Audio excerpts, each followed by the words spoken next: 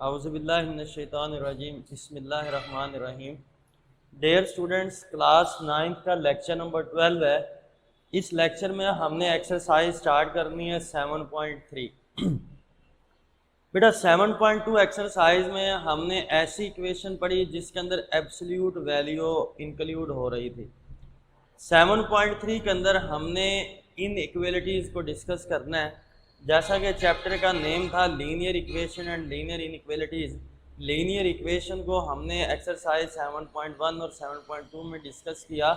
Linear inequalities को हम exercise 7.3 में डिस्कस करेंगे।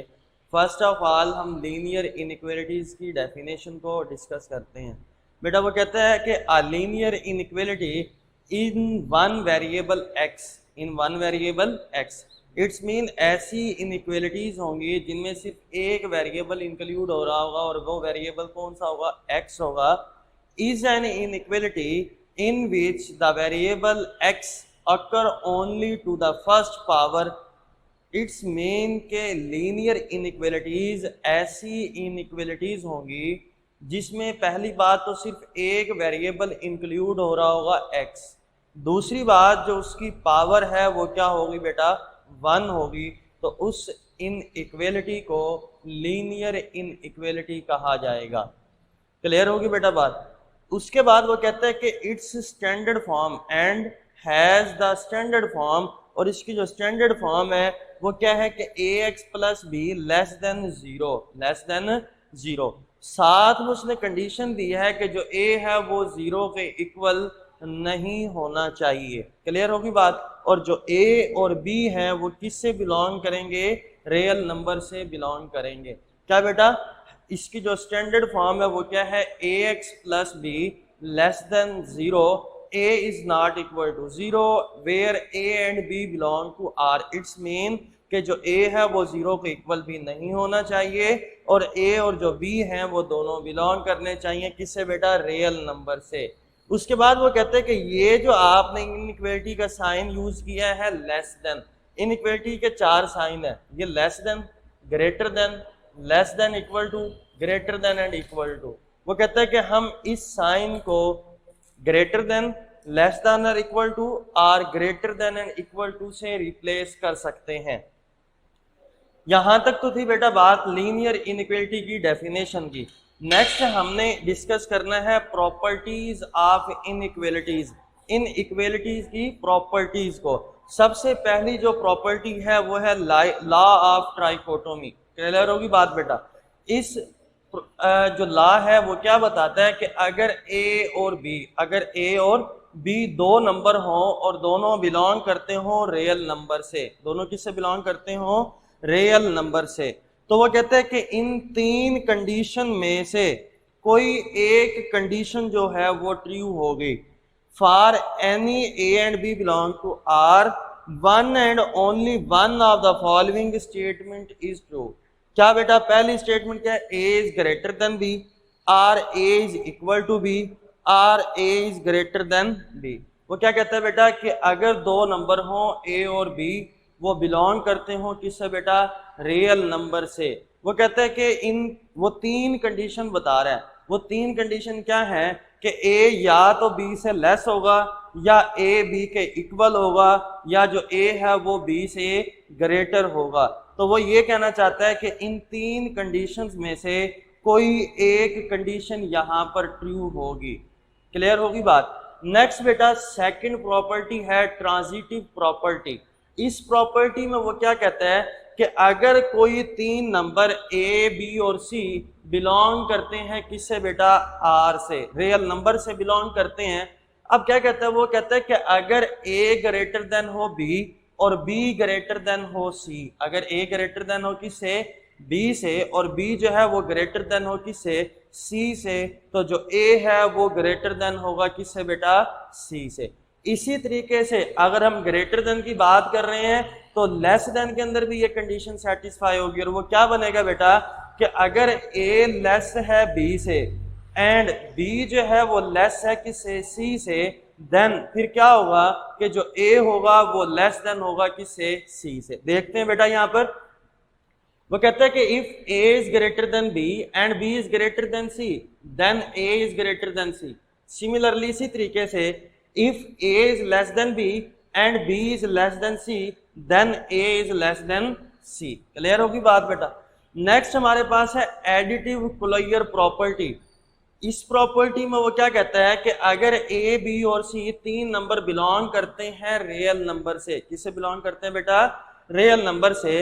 वो कहता है कि if A is greater than B, अगर ए ग्रेटर हो किससे? बी से, then A plus C greater than B plus C, A plus C greater than B plus C. इसी तरीके से अगर ए लेस देन हो बी से तो ए प्लस सी भी लेस होगा किससे?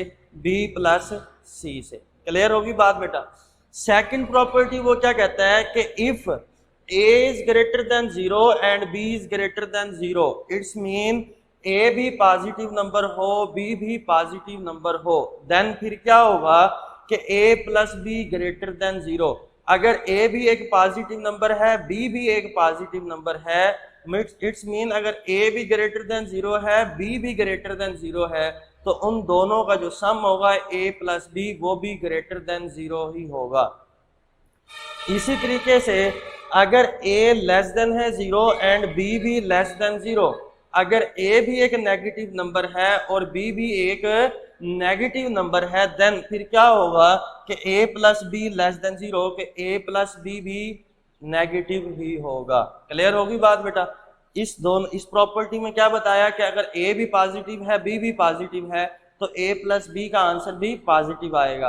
अगर ए भी नेगेटिव है बी भी नेगेटिव है तो ए प्लस बी का आंसर जो है वो less than 0, it's mean negative आएगा। मल्टीप्लिकेटिव प्रॉपर्टी हमारे पास है नेक्स्ट। वो कहता है if let A B C D belong to R, कोई भी चार नंबर हैं ए बी सी और डी, वो बिलोंग करते हैं रियल नंबर से। पहली प्रॉपर्टी वो क्या कहता है? If A is greater than 0 and B is greater than 0, अगर ए भी पॉजिटिव है और बी भी पॉजिटिव है तो उनका जो प्रोडक्ट होगा वो भी हमेशा क्या आएगा? पॉजिटिव ही आएगा। क्लियर होगी बात। इसी तरीके से अगर ए नेगेटिव है और बी भी नेगेटिव है फिर भी उसका जो प्रोडक्ट है वो ग्रेटर देन 0 होगा। सेकंड प्रॉपर्टी में वो कहता है कि if A is greater than B and C is greater than 0, अगर ए ग्रेटर है बी से और जो सी है वो ग्रेटर देन 0 है, इट्स मीन सी पॉजिटिव है, फिर क्या होगा कि जो ए सी होगा वो ग्रेटर देन होगा बी सी से। इसी तरीके से अगर ए लेस देन बी हो and C is greater than 0, then A C is less than B C, A is less than B C. यहां पर आपने एक बात याद रखनी है बेटा, अगर ए ग्रेटर देन है बी से और जो मल्टीप्लाई हो रहा नंबर वो पॉजिटिव है तो इनइक्वालिटी का साइन चेंज नहीं होगा, ए सी भी ग्रेटर देन होगा बी सी से। अगर ए लेस देन बी है और जो सी है वो ग्रेटर देन 0 है, मतलब जो मल्टीप्लाई हो रहा है नंबर वो पॉजिटिव है, तो फिर भी इनइक्वालिटी का साइन चेंज नहीं हुआ। लेकिन आप थर्ड में अगर देखेंगे कि if A is greater than B and C is less than 0, अब जो मल्टीप्लिकेशन हो रही है सी वो एक नेगेटिव नंबर है, लेस देन 0 है, तो आप यहाँ पर देखें कि इस इनइक्वालिटी का साइन चेंज हो गया। यहाँ पर ये ए इज ग्रेटर देन बी था लेकिन यहाँ पर ए सी लेस देन हो गया किसे? बी सी से। इस अगर लेस देन बी हो और सी लेस देन 0 हो, मतलब कि नेगेटिव नंबर हो, तो ए सी क्या हो जाएगा? ग्रेटर हो जाएगा। यहाँ पर लेस देन था तो यहाँ पर क्या बन गया? ग्रेटर देन बन गया। तो ये जो आपने प्रॉपर्टीज डिस्कस की हैं इससे ये बात क्लियर हो गई कि जब भी हम लीनियर इनइक्वालिटी को किसी भी नेगेटिव नंबर से मल्टीप्लाई करते हैं तो उसकी जो डायरेक्शन है वो रिवर्स हो जाती है। अगर वो लेस देन होता है तो ग्रेटर देन बन जाता है, अगर वो ग्रेटर देन होता है तो लेस देन बन जाता है। यहाँ पर मैंने ये बात लिख दी है, this property state that sign of inequality is reverse, के इनइक्वालिटी का जो साइन है वो रिवर्स हो जाता है इफ अगर each side is multiplied by a negative real number, कि अगर हम हर साइड को एक नेगेटिव रियल नंबर से क्या कर दें बेटा? मल्टीप्लाई कर दें। नेक्स्ट हमारे पास लास्ट प्रॉपर्टी है, वो कहता है if A is greater than B and C is greater than D then A C is greater than B D. बेटा एक्सरसाइज की तरफ मूव करते हैं।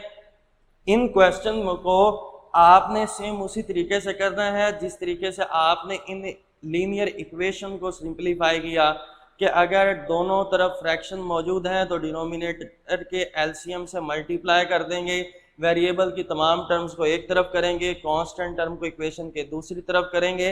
वेरिएबल को सेपरेट करने के लिए हम मल्टीप्लिकेटिव प्रॉपर्टी का यूज़ करेंगे। लेकिन यहाँ पर सिर्फ एक बात याद रखनी है जो यहाँ पर मैंने एक्सप्लेन की कि जब भी हम किसी भी इनइक्वालिटी को नेगेटिव नंबर से मल्टीप्लाई करेंगे तो इन इक्वालिटी का साइन चेंज हो जाएगा। बेटा क्वेश्चन नंबर 1 है कि 3x + 1 लेस देन 5x - 4। बेटा हमने सिंपल ये किया कि प्लस इसको सॉल्व करते हैं। सोल्यूशन है कि 3x + 1 लेस देन 5x - 4। बेटा ये प्लस का 5x इधर आकर क्या हो जाएगा माइनस का 5x, ये प्लस का 1 इधर आकर क्या हो जाएगा माइनस का 1। तो 3x में से -5x करेंगे -2x लेस देन -4 - 1 क्या बन जाएगा माइनस का 5। अब बेटा देखें ये है -2x लेस देन -5। हमें x की वैल्यू चाहिए, हम इस -2 को ख़त्म करना चाहेंगे तो मैं सबसे पहले ये काम करता हूँ कि माइनस से मल्टीप्लाई करता हूँ। जब मैं मल्टीप्लाई करूँगा दोनों तरफ तो ये जो इनइक्वालिटी है वो नेगेटिव नंबर से मल्टीप्लाई हो रही है।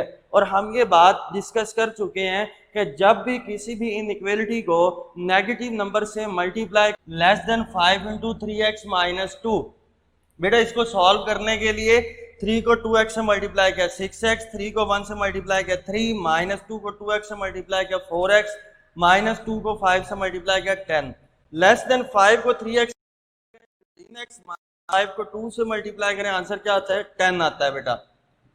बेटा 6x में से -4x माइनस किया 2x, 3 - 10 आंसर क्या आ गया माइनस का 7, लेस देन 15x - 10। बेटा x वाली तमाम टर्म एक तरफ और कांस्टेंट टर्म दूसरी तरफ करेंगे। प्लस का 15x इधर आकर माइनस का 15x हो गया, ये माइनस का 7 इधर आकर प्लस का 7 हो गया। 2x में से 15x को माइनस करें आंसर क्या आता है -13x, लेस देन -10 + 7 आंसर क्या आता है -3। दोनों तरफ नेगेटिव है तो माइनस से मल्टीप्लाई करूंगा तो ये इनइक्वालिटी का साइन लेस देन से चेंज हो गया ग्रेटर देन में। 13x ग्रेटर देन 3, x की वैल्यू चाहिए 13 पर डिवाइड करेंगे, x is greater then 3/13। Next हमारे पास क्वेश्चन नंबर 1 का थर्ड पार्ट है 4 - 1/2x greater than equal to -7 + 1/4x। बेटा सॉल्व करते हैं x वाली तमाम टर्म इनइक्वालिटी की एक तरफ, कांस्टेंट इनइक्वालिटी के दूसरी तरफ। ये प्लस का 1/4x है, जब इधर आया तो क्या बन गया माइनस का 1/4x। ये प्लस का 4 है तो इधर आकर क्या बन गया माइनस का 4। बेटा ये -1/2x - 1/4x greater than and equal to -7 - 4। इसका एलसीएम लें। बेटा एलसीएम क्या आता है 4, 4 को 2 पर डिवाइड करेंगे 2 को -x से मल्टीप्लाई करेंगे -2x, 4 को 4 पर डिवाइड करेंगे 1, माइनस को x से मल्टीप्लाई करेंगे -x greater than equal to -11।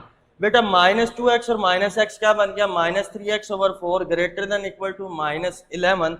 4 से मल्टीप्लाई करेंगे तो -3x greater than equal to -44। अब नेगेटिव आ गया -3x greater than equal to -44।